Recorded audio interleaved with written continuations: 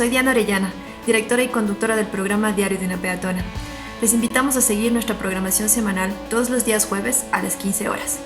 Este jueves 21 estaremos conversando con Pamela Mendieta y Roberto Madera, quienes nos contarán sobre un proyecto piloto de aplicación al espacio público con el objetivo de mejorar las condiciones de habitabilidad y circulación de los peatones y ciclistas. Este proyecto es interesante porque es un trabajo conjunto entre ciudadanía y municipio. Así que les esperamos por Flaxo Radio, no se olviden, a las 15 horas este jueves por Facebook Live.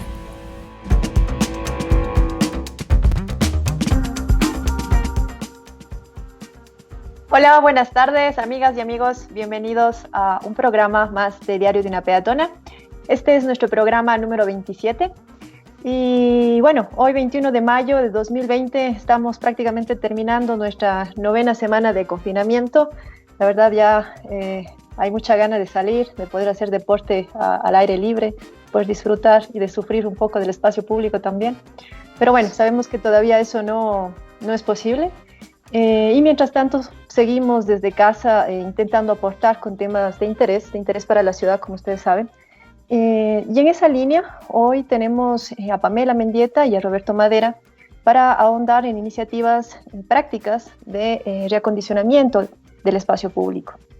Así que voy a iniciar presentando a los invitados de la tarde de hoy. Me perdonan solamente un detalle técnico. Entonces empezamos presentando a Pamela Mendieta, que ella es arquitecta por la Pontificia Universidad Católica del Ecuador, con especialización en permacultura, accesibilidad universal y urbana, movilidad sostenible y diseño de espacios urbanos. Actualmente está cursando una maestría en gestión pública, es miembro del directorio del Colegio de Arquitectos y del Cabildo Cívico de Quito, fue servidora pública entre 2011 a 2016 en 3 entidades municipales y una central. Ha participado también en diversos espacios escritos, radiales y de activismo sobre temas de movilidad sostenible y recuperación del espacio público con enfoque de ambiente. Con 19 años de experiencia, los 9 primeros en Estados Unidos, trabaja por la construcción de una sociedad equitativa y sostenible, convencida que la comunicación, información y la participación ciudadana son herramientas potentes para la gobernanza y el empoderamiento. Bienvenida, Pamela. Bienvenida, Hola, Pamela. ¿Cómo estamos? Mil disculpas. Todo bien, Pame. Pues nada, ahora presento a Roberto Madera. Él es ingeniero ambiental por la Universidad Internacional SEC del Ecuador en 2011. Es máster of Science en gestión urbano-ambiental con especialización en planificación y uso de suelo por la Universidad de Wageningen, Países Bajos, en 2015.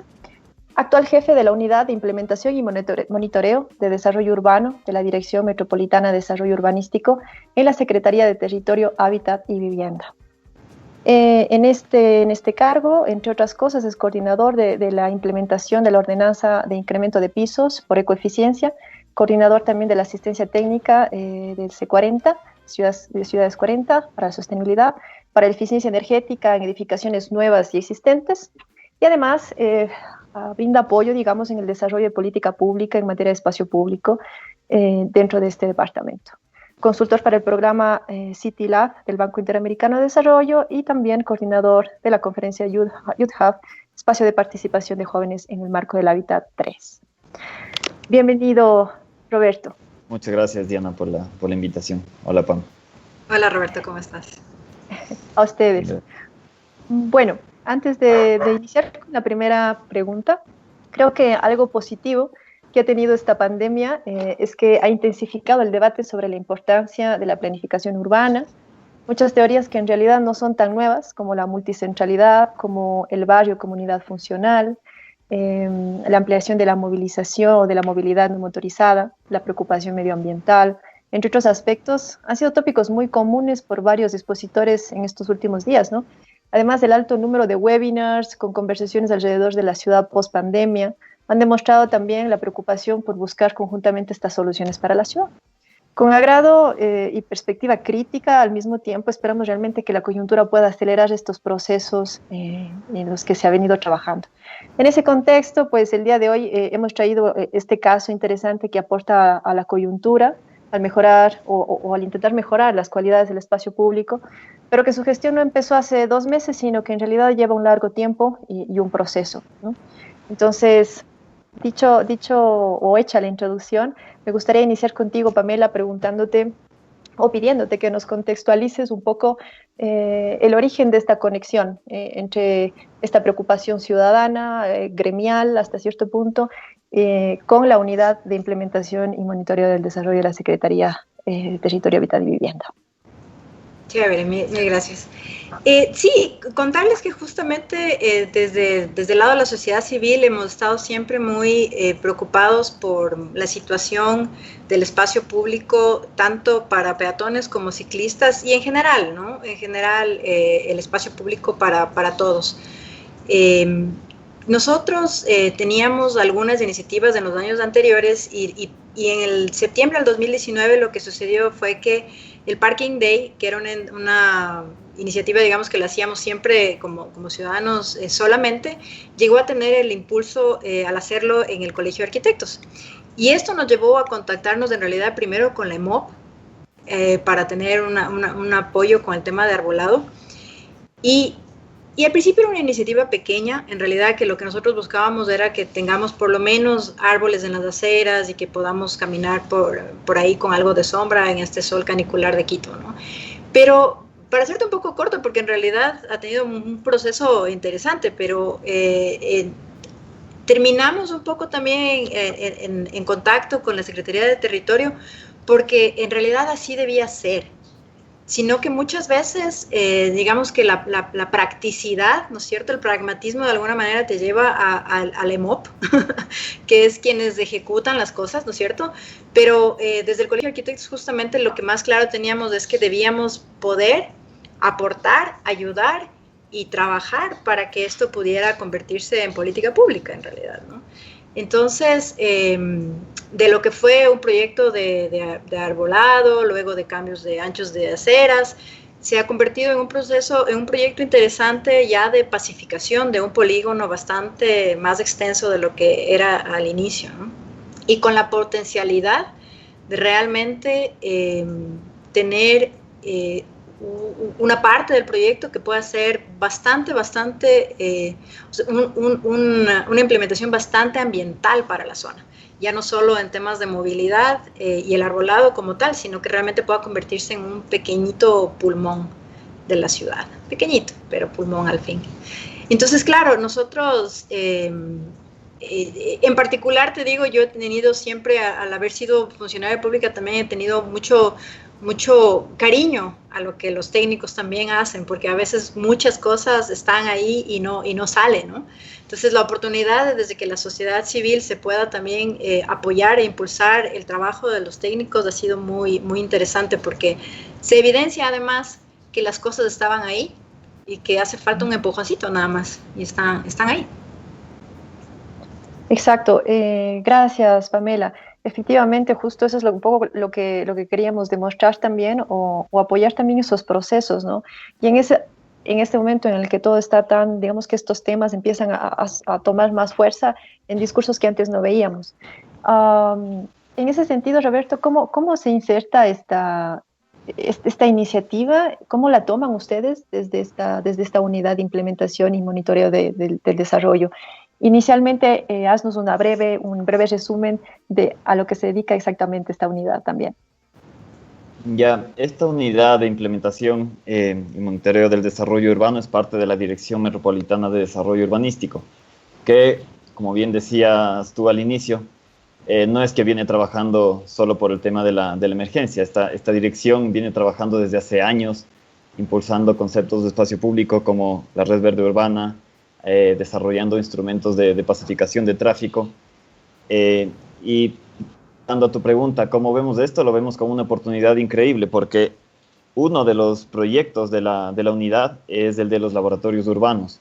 Y justamente a este proyecto lo hemos enmarcado como la oportunidad de probar nuevos elementos, probar nuevos diseños, reconfiguraciones geométricas que la normativa, por su inflexibilidad, por su rigidez, no permiten a las entidades ejecutoras implementarla. Es decir, todos sabemos que hay mejores diseños para una intersección segura, todos sabemos que hay que se debería contar con más arbolado en las vías, en las aceras, pero te topas con la limitación de que la acera es muy angosta, que ya fue diseñada así, todas las vías fueron aprobadas por ordenanza, entonces hay una inflexibilidad en la normativa tremenda que te impide, ¿no? Es por eso que hemos creado la figura de los laboratorios urbanos, no solo en temas de espacio público, pero eso es materia de otra conversación, sino en temas de arquitectura también, para probar justamente este nuevo tipo de actuaciones que pueden mejorar las condiciones del espacio público. Y brevemente te comento también que no solo en esta unidad, sino en toda la dirección, lo que hacemos es complementar el trabajo, el desarrollo del plan de uso y gestión del suelo. Tú sabes que todos los municipios del Ecuador están en la ardua labor de desarrollar e implementar el plan de uso y gestión del suelo, el cual incluye el componente urbanístico y ya en detalle los estándares urbanísticos y actualización de reglas técnicas de arquitectura y urbanismo. Y es aquí también donde vemos la oportunidad justamente de cambiar esas reglas técnicas de arquitectura y urbanismo que la han mantenido a la ciudad de Quito bajo conceptos de diseño antiguos que tal vez en su momento eran importantes, pero que a la actualidad ya son totalmente caducos, ¿no? Y como te digo, las entidades ejecutoras lo único que tienen que revisar o ver es la normativa vigente para justificar su actuación. Y si ellos siguen viendo unas reglas antiguas, unas reglas que te dicen que las aceras tienen que tener tal ancho o los carriles vehiculares deben tener tal ancho, pues ellos tienen que actuar así. Entonces, eso es un poco el trabajo que estamos haciendo. Y el otro muy importante es el desarrollo de los instrumentos de gestión del suelo. Esta es una serie de instrumentos que te van a permitir como municipalidad, como gobierno local, mejorar las condiciones de acceso al suelo para temas de vivienda, para equipamientos, para crear espacio público en zonas deficitarias. Es una larga lista de instrumentos que se encuentran en la Ley Orgánica de Ordenamiento Territorial, Uso y Gestión del Suelo, pero esa es otra de las labores que estamos llevando a cabo en la dirección y en la unidad. Gracias, Roberto. Hay una cuestión sobre el tema de las ordenanzas que realmente es curioso. Hay una ordenanza que se hace en el 2012 y que entiendo que está vigente todavía y que habla sobre el uso, rehabilitación y mantenimiento de las aceras. Pero es bastante justa, aunque creo que ya se toca el tema, pero es bastante justa, ¿no? Y lo interesante tal vez de aquí es que se complementa con el manual del espacio público, que creo que también ha sido un documento elaborado también en el departamento de ustedes, y paralelamente también con el manual técnico de arbolado, que son, digamos, como dos instrumentos que no sé si en este momento está siendo considerado también como parte de este proceso de los laboratorios. Como una siguiente pregunta, salta enseguida es el tema de exactamente los laboratorios. ¿En qué consiste? ¿Tiene mucho que ver con urbanismo táctico, con este tipo de intervenciones que buscan ver la reacción de la gente? ¿Va más allá? ¿Cómo funciona? Esto es interesante que nos cuenten. Chévere. A ver, te cuento brevemente la concepción del proyecto de laboratorios urbanos desde la parte del municipio. Justamente el concepto que está detrás de un laboratorio es el tema de experimentar, ¿no? Probar cosas que, como te digo, la normativa no te permitiría hacerlas, pero bajo este contexto de experimentación y hablando específicamente del espacio público, entra esta figura del urbanismo táctico en el que tú pruebas a través de señalética y otros elementos qué pasaría si es que yo le hago la acera más ancha, qué pasaría si en la intersección acorto la distancia que tiene que cruzar un peatón, que tiene que cruzar la calle un peatón, o pongo ciertos elementos donde en un futuro irán tal vez árboles o jardineras, y es justamente este espacio de experimentación el que te permite informar mejor la futura actuación definitiva. Ese es un poco el concepto del urbanismo táctico, y al mismo tiempo no, lo que te impide hacer es meter una gran inversión sin haber probado antes qué pasaría con esa gran inversión. Entonces, la idea también de esto es involucrar a a la sociedad, a los residentes o a los usuarios de ese espacio público, que en eso tal vez Pame nos puede explicar un poco mejor después. Pero es justamente tratar de generar una metodología completa que no solo tenga que ver con el aspecto técnico, porque, ojo que esto de los laboratorios y el urbanismo táctico tiene un componente de participación súper fuerte, en el que no solo vas a lograr mejorar de arriba hacia abajo las condiciones del espacio público, sino que tiene un componente de apropiación muy fuerte. Y la idea es tratar de entender cómo funciona este proceso de urbanismo táctico desde su concepción hasta su final implementación para que se lo pueda replicar en otros lugares, en otros polígonos de la ciudad, ¿no? Y tal vez integrarlo a otros mecanismos de planificación urbana participativa, como son los presupuestos participativos. Es decir, que la gente se entere, primero, que puede hacer este tipo de intervenciones en el espacio público para mejorar sus barrios. Y segundo, que sepa cómo aplicar, que sepa cómo concebirlo, que sepa cómo pedir a las entidades competentes en el contexto de los presupuestos participativos. Gracias, Roberto. Volviendo entonces con Pamela, la pregunta sería ya, después de esta contextualización, que nos cuentes exactamente en qué consiste el proyecto que están ustedes llevan trabajando en este tiempo. Cuéntanos los detalles, en qué consiste, ¿hay un lugar de aplicación específico?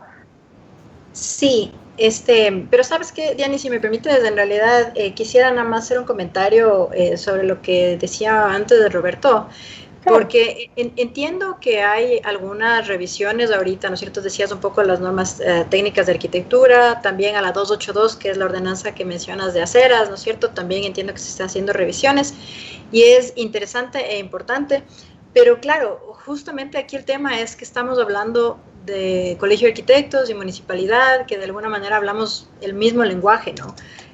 La intención desde nuestro lado también es que encontrar la manera de que esto pueda encontrar una metodología que le permita a un ciudadano más común, porque nosotros ya somos comunes, pero más común, ¿no es cierto?, a encontrar ese camino, ¿no es cierto?, para justamente a través de presupuestos, porque recordemos que muchos barrios ni siquiera saben que existen los presupuestos participativos. Es decir, el tema de comunicación es sumamente importante, ¿no es cierto?, y a veces se vuelve muy complejo porque hay ordenanza sobre ordenanza sobre ordenanza, y entonces el tener esta posibilidad de implementar algo, ¿no es cierto?, en conjunto, además, es muy, muy valiosa, ¿no? Entonces, claro, la intención es hacer una zona, un polígono de pacificación entre Naciones Unidas, Atahualpa y 10 de agosto y Amazonas. Comprende aproximadamente unas 9 manzanas, si no me equivoco, un poquito más tal vez, pero la parte principal va a ser la Ignacio San María, que es justamente la calle que nosotros, digamos, en un inicio le habíamos visto la necesidad que tenía de transformación. Porque en realidad el resto del espacio, en el sentido de aceras y de arborización, está en estado medianamente decente. Pero claro, lo que se va a hacer es trabajar en el tema de anchos de carril para lograr no solo el disminuir la velocidad del automóvil por seguridad de todos, sino que además se pueda también compartir con la bicicleta, que es otro tema sumamente importante. Y en ese sentido también dar esta noción de que la seguridad y la posibilidad de que el ciclista ocupe el espacio está ahí, más allá de que exista o no la ciclovía. Porque muchas veces también pasamos con esto, ¿no?, que nos dicen o al parque o a la ciclovía. Entonces un poco como que demostrar que la ciudad puede ser realmente amigable con el ciclista y evidentemente con el peatón.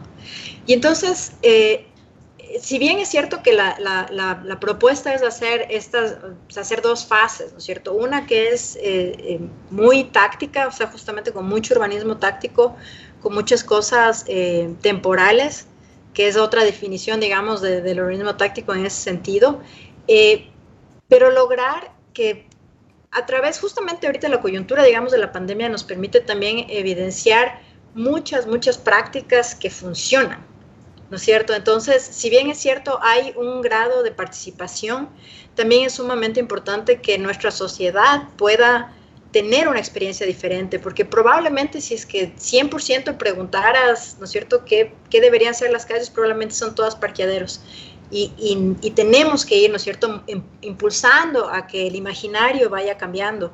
Todavía es complejo, o sea, en realidad tienes muchísima opinión pública que no termina de entender, ni siquiera con la lógica esta del distanciamiento físico, ¿no es cierto?, la importancia del espacio público y la importancia de tener no solo aceras seguras, no solo espacios de circulación para la bicicleta seguras, sino espacios de esparcimiento. Los niños, los adultos mayores tienen muy pocos espacios cercanos, ¿no es cierto?, donde poder recrearse. Y recrearse significa muchas veces la simpleza de justamente caminar entre un poco de naturaleza y de manera segura, ¿no? Entonces, la intención, se me hace un poco más difícil explicarte 100%, pero sí podríamos decir que hay 4 vías que son en doble sentido, que van a ser pacificadas con 2 carriles de 280, que esto también sí es importante, que la Secretaría de Movilidad ya revisó este tema, ¿no? Ahora sí es más que oficial, ya está, digamos, ya se puede decir así bien abiertamente. Qué bueno. Y esto es sumamente importante porque era y siempre fue, ¿no es cierto?, uno de los mayores frenos que existía en la misma planificación, porque hasta para hacer este ejercicio táctico iba a ser demasiado complejo. Entonces ahorita en realidad hay una convergencia muy importante de voluntades y de conocimiento que ha permitido que esto se dé en realidad, o sea, que siquiera estemos hablando. Entonces, claro, ahora nos toca un poco llegar a los acuerdos para poder ver cuándo podemos empezar, porque también el tema del semáforo rojo nos tiene un poquito, ¿no es cierto?, limitados a saber realmente cuándo podremos iniciar algún tipo de trabajo, pero la intención sí es probar, ¿no es cierto?, cómo funcionaría la zona con esa calle sin circulación vehicular, la Ignacio San María, que es justamente el corazón de este polígono que mencionábamos. Y lo importante es que tiene el acceso desde la parada del trolebús, ¿no es cierto?, que también esta lógica de conexión y lo que tú decías, ¿no es cierto?, esta lógica celular de los barrios y de las zonas te empieza a conectar de manera casi simulando esta idea de red verde urbana, ¿no es cierto?, que tú te bajas del trole y puedes circular a pie o en bicicleta libremente y te puede llevar hasta la zona de los centros comerciales por un lado, pero sobre todo un poquito más allá a la parada del metro. Entonces te empieza a conectar en esa multimodalidad que nos permitiría empezar a pensar a la ciudad diferente, ¿no es cierto?, a realmente no solo creer que podemos movernos diferente dejando el auto, sino que además realmente ese espacio que te permita hacerlo sea sumamente agradable. Sí, de acuerdo, Pamela. Antes de seguir con la siguiente pregunta, quería saludar a Fernando de la Torre, que nos está acompañando, y él ratifica la necesidad de remirar el ancho de los carriles, ¿no?, pensando siempre en la prioridad y en esta pirámide invertida. Saludos también a la gente que está conectada, que nos está escuchando en vivo. Y hay una cosa súper interesante de lo que tú dijiste, que más me hace recurrir a la experiencia de Cuenca. Cuenca de algún modo tiene, digamos que ha tomado unas buenas decisiones en varios aspectos, y en 2015 se hizo un plan de movilidad que justo está enfocado en esta estructura funcional de la supermanzana. Pero hace poco, recientemente, en este año, con el nuevo cambio de dirección, se concentran a hacer la aplicación ya de algunas de estas manzanas, y hay toda una historia detrás de esto, ¿no?, porque la misma población, la misma gente local que tiene frente a estas manzanas, sobre todo con comercios, está completamente en desacuerdo. Entonces, eso es súper importante, y esa es una pregunta que, o sea, tú ya lo has comentado con el tema de la comunicación, pero sí es una pregunta que me gustaría hacerle a Roberto también. ¿Cómo se maneja, aunque no es del todo tu área, pero tú que estás dentro, cómo se maneja este tema de interrelaciones de los propios departamentos? Porque yo recuerdo que una de las dificultades que se tiene es que un departamento se encarga, con unos técnicos excelentes, se encarga de diseñar, de proponer, pero luego la EMOV es la que de algún modo termina gestionando, la que tiene los recursos. Entonces, esas diferencias, digamos, hay como que se habla en 2 lenguajes. ¿Cómo le ves o sigue siendo el reto estructural del municipio frente a esta situación? Con toda sinceridad, sigue siendo un reto a pesar de que estamos tratando de articular, sobre todo a través de experiencias como esta, porque, por ejemplo, cada administración zonal tiene su departamento de participación, que es el encargado de, conjuntamente con el departamento de obras públicas de la misma administración zonal, hacer la socialización de un proyecto cuando se va a implementar algo en espacio público o cierto tipo de proyecto. Eso es como, digamos, la punta de este proceso de intervención que tiene que ser metido o incluido en esta metodología, porque tú tienes, digamos, el ente rector del espacio público, que es la Secretaría de Territorio, Hábitat y Vivienda, donde se genera la normativa. Tienes luego el ente ejecutor y, dependiendo de la escala del proyecto, la ejecución también la hace la administración zonal. Entonces, temas internos, lamentablemente hay una especie de descoordinación que tiene su raíz en el organigrama de las empresas y del municipio, porque si tú te pones a ver, la EMOP, Empresa Metropolitana de Obras de Movilidad y Obras Públicas, está bajo la rectoría o está adscrita a la Secretaría de Movilidad. Y claro, pero la EMOP también tiene su departamento de arbolado, la GAPEF, que se dedica a hacer el tema de las aceras y mantenimiento de parques. Entonces, si tú con una mirada crítica dices cómo una empresa dedicada a la movilidad hace el mantenimiento de los parques, claro, no debería ser lo correcto, ¿no? La alineación debería ser otra, podríamos decir así. Pero estamos trabajando en ello para coordinar directamente el tema de espacio público desde la Rectoría de Espacio Público con quienes implementan el espacio público al nivel de la empresa, pero también estamos coordinando con la parte de participación y socialización de la administración zonal, porque como te digo, ellos son quienes tienen ya el último contacto con cada uno de los barrios o en el territorio. Entonces sí es un reto porque prácticamente te estás yendo en contra del organigrama, pero nos vemos forzados a salga una metodología un poco más robusta que pueda ser replicable ya en otros lugares de la ciudad. Gracias, Roberto. ¿Qué opinas, Pame, de este? No sé si es que estabas tú un poco al tanto de lo que estaba viviendo Cuenca. ¿Cómo ves? ¿Cómo crees que esto se puede mejorar? Tú que ya eres crítica con respecto a la importancia de los medios y la comunicación desde un punto de vista más complejo de la movilidad. Sí, definitivamente, o sea, me acuerdo del tema del tranvía, ¿no? También fue un tema bastante crítico en el tema del comercio, sobre todo para Cuenca. Entonces, pienso que somos, en general, es muy complejo hoy la comunicación y dejar o evidenciar realmente cuáles son los beneficios de estas intervenciones, y más si son a largo plazo, ¿no es cierto? Pero los canales son demasiados, ¿no? O sea, la gente se informa por 1001 maneras diferentes, entonces el mensaje es muy difícil que realmente llegue a todos. De hecho, yo creo que una de las críticas constructivas que tengo ahorita, espero que sea constructiva, es que todavía tenemos, ¿no es cierto?, un tiempo para que, más allá de decirle a la gente use mascarilla o lávese las manos, el mensaje pueda ser más profundo, ¿no es cierto? Porque la oportunidad es ahora, cuando la gente está atenta al mensaje, ¿no es cierto? Porque no tiene muchas otras cosas o muchas otras preocupaciones como tal.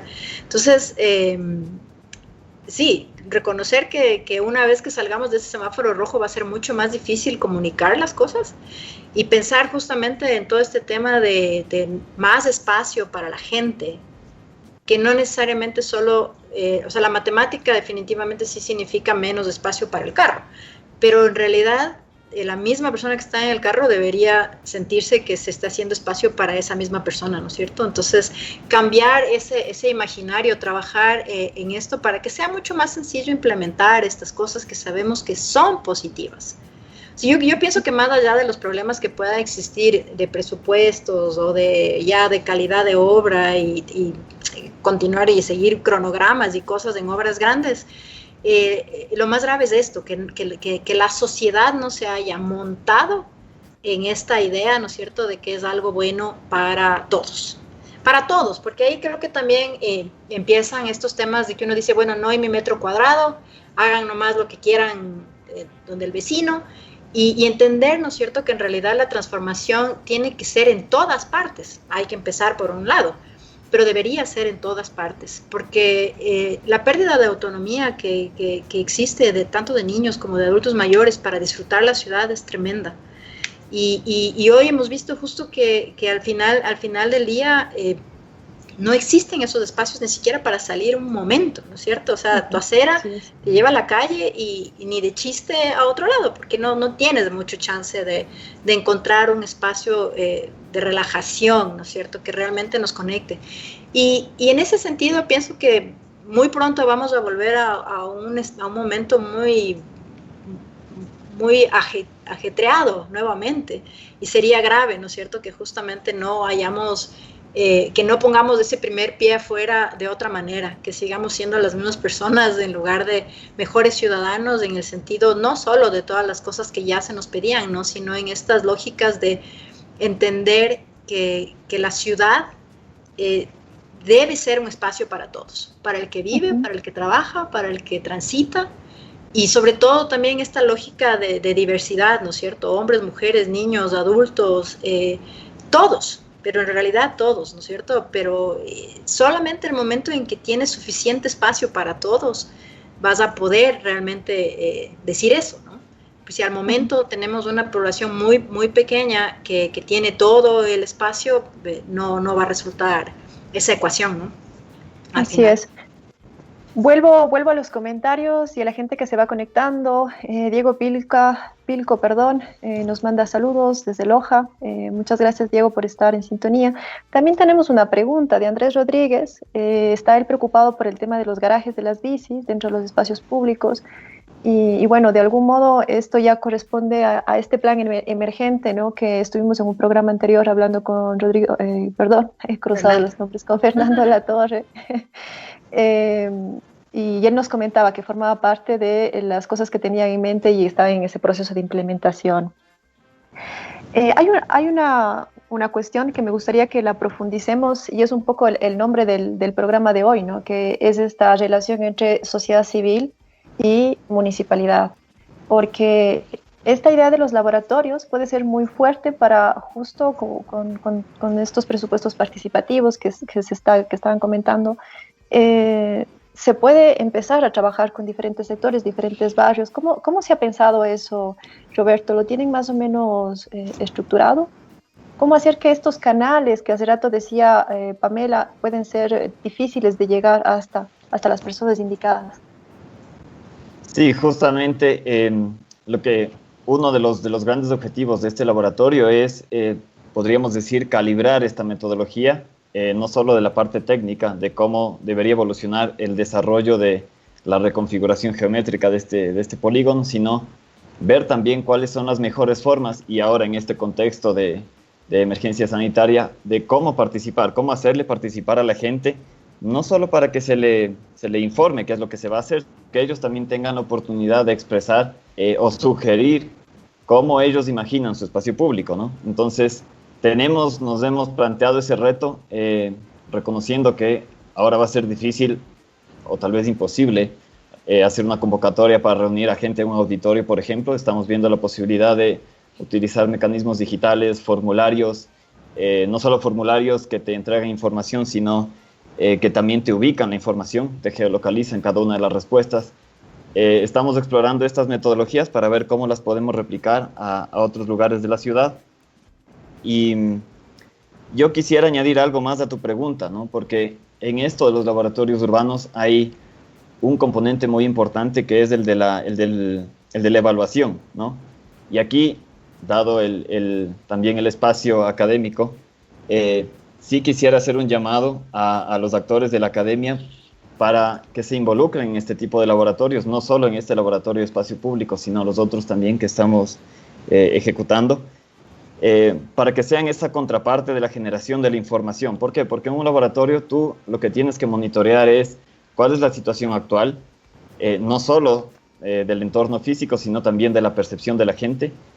Tienes que evaluar qué es lo que sucede durante este momento de experimentación y luego ya en el largo plazo, una vez que estos datos te han informado mejor la intervención, ver si es que en realidad te está ayudando a cumplir esos objetivos, ¿no? Y claro, para esto sí necesitamos del apoyo de la academia o de colectivos que quieran unirse a este esfuerzo, porque el tema de laboratorios urbanos somos 3 personas en la Secretaría, que claro, tenemos muchas otras cosas más que hacer, entonces no podemos salir todo el tiempo a estar contando peatones, a estar contando ciclistas o a medir la temperatura a varias horas del día, ¿no? Cosas que quisiéramos evaluar en estos laboratorios, y sí queremos apoyarnos también en otros actores muy importantes en cuanto a generación del conocimiento. Entonces son estas cosas las que queremos, como te digo, calibrar, tratar de sistematizar y tratar de replicar en otros lugares de la ciudad. Pero aquí yo quiero también recalcar algo muy importante. Hay que reconocer que la iniciativa de hacer este laboratorio vino del Colegio de Arquitectos, ¿no? Y eso es algo muy importante porque, si bien es cierto, es el ideal que el municipio arregle todo el espacio público de la ciudad, este tipo de experiencias de experimentación y urbanismo táctico son mucho más llevables cuando hay esa contraparte del gremio, de la sociedad civil, que te demuestra que tú no estás haciendo las cosas de arriba hacia abajo, sino que tienes a alguien en el territorio que te puede ayudar a socializar mejor, que te puede dar mejor opinión de cuál es la situación y contexto de ese punto de intervención. Entonces, aquí también viene un llamado a la sociedad civil en cuanto a tal vez ponerse en contacto o expresar esa voluntad de hacer este tipo de laboratorios en sus barrios, en sus viviendas o cualquier otro de los espectros que nosotros estamos probando en cuanto a normativa. Y tal vez, Diana, nada más si me permites ahí un segundito, justamente decir que desde el Colegio de Arquitectos también hay esa voluntad, porque también alguna vez entre chiste y en serio le decía yo a Robert, le digo que también es un poco más sencillo porque nosotros podemos también proporcionar la parte técnica también, ¿no es cierto?, desde el Colegio de Arquitectos. Entonces, que de alguna manera, si es que definitivamente existe, ¿no es cierto?, un barrio, un colectivo, alguien que quiera plantear alguna cosa y no tenga las herramientas técnicas para hacerlo, pues que igual se acerquen al colegio y que podemos seguir igual en contacto, ¿no es cierto?, en conexión, digamos, de ir generando estas sinergias que deberían existir. O sea, en realidad no estamos diciendo nada raro aquí, ¿no es cierto? El gremio debería apoyar a la ciudadanía y el municipio debería igual estar ahí abierto. Entonces creo que se ha generado una oportunidad importante y que definitivamente confiamos en que el resultado de lado y lado sea satisfactorio, ¿no? Sí, es muy interesante lo que acaba de surgir ahora, ¿no? Y ese llamado me parece súper bueno. Yo creo que igual al interior del gremio conocemos muchas personas, digamos, docentes que están o inclusive han estado también involucrados, ¿no?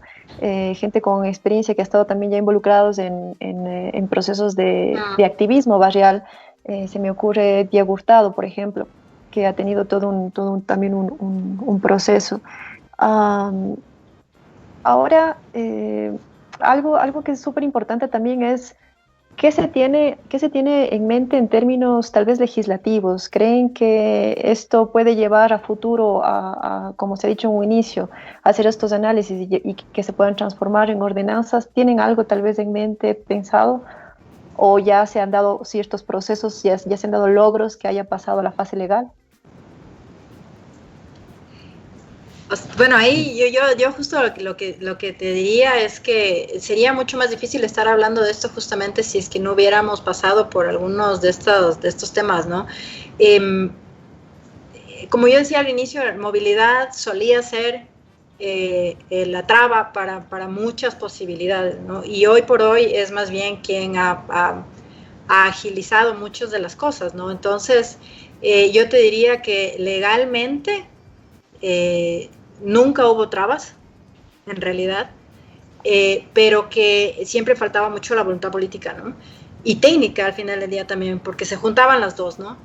pero la técnica siempre estaba un poquito más a la vanguardia, digamos, que la política. Entonces, hoy creo que la política se está encontrando en ese camino, ¿no? Entonces, lo principal que nosotros, que nos frenaba, era esta posibilidad incluso de probar las cosas, ¿no es cierto? De que realmente podamos decir, esta calle podría ser diferente, veamos qué pasa, ¿no? Entonces, esa apertura va mucho más allá de lo legal. Hoy de mañana en una mesa técnica justamente hablábamos que a veces nos quedamos mucho en la legalidad de las cosas y no entendemos que muchas veces es lo que frena muchas cosas.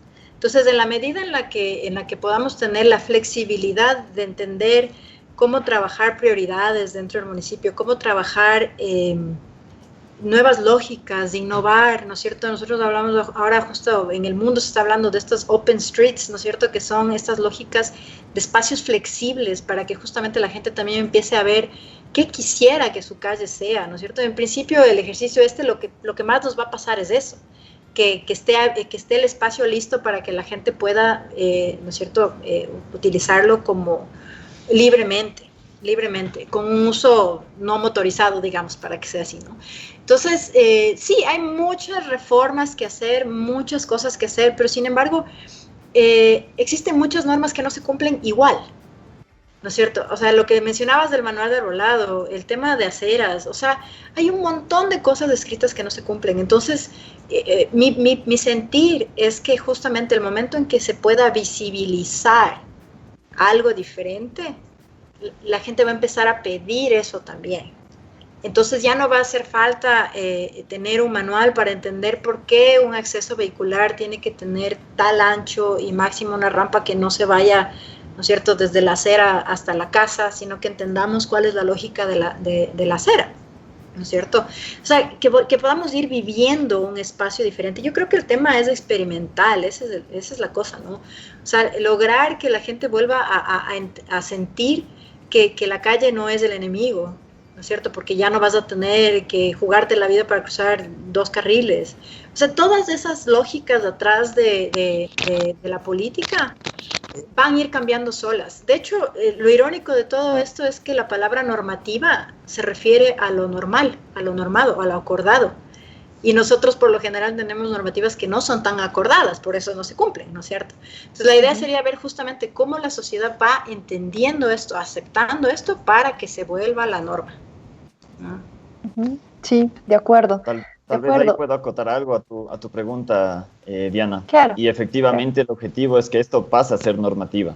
Es decir, lo que vamos a probar o experimentar en este polígono es un material que está, yo diría que estaría prácticamente listo para ser sancionado como una resolución administrativa de pacificación de tráfico, en el que de hoy en adelante una zona de pacificación de tráfico debería contemplar tal y tal y tal elemento. Entonces, sí hay, o sea, esa es la hoja de ruta que tenemos en la Secretaría, de ir generando normativa a partir de todas estas falencias de lo que Pamela decía que son lo normal, que es la normativa, para irlas mejorando. Y también hablar de este término que no es algo que es inventado, es un término legal estipulado en la LOTUS, que es el estándar urbanístico, ¿no?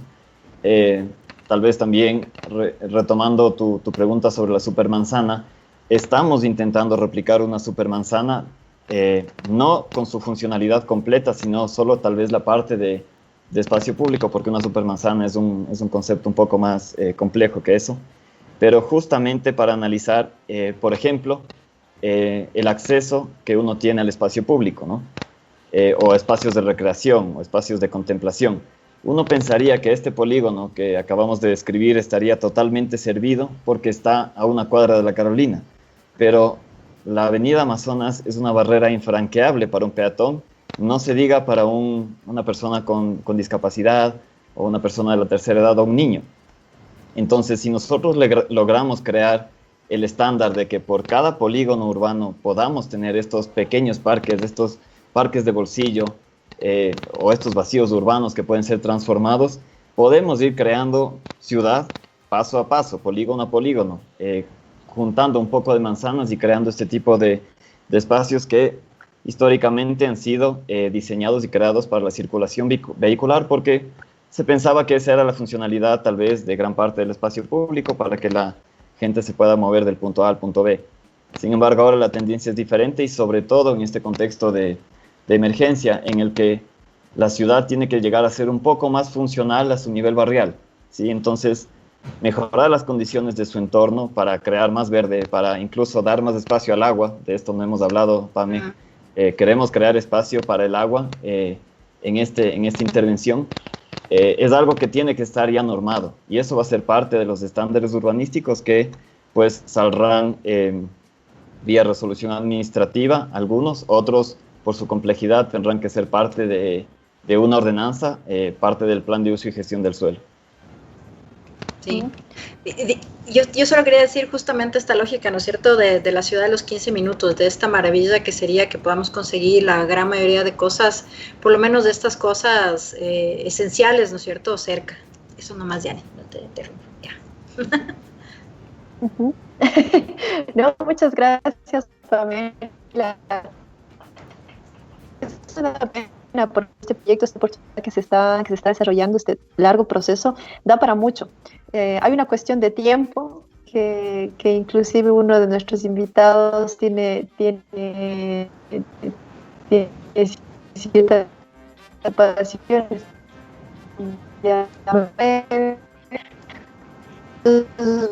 Vamos a tener cerrando el programa, pero Creo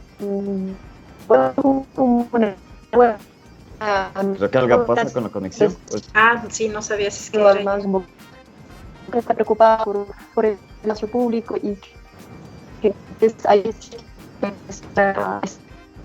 cierto contacto, ¿no es cierto?, con la gente, que se puede pensar en mejorar esos espacios y que está un poco cortado, Diane. Pensé que era yo que estaba perdiendo.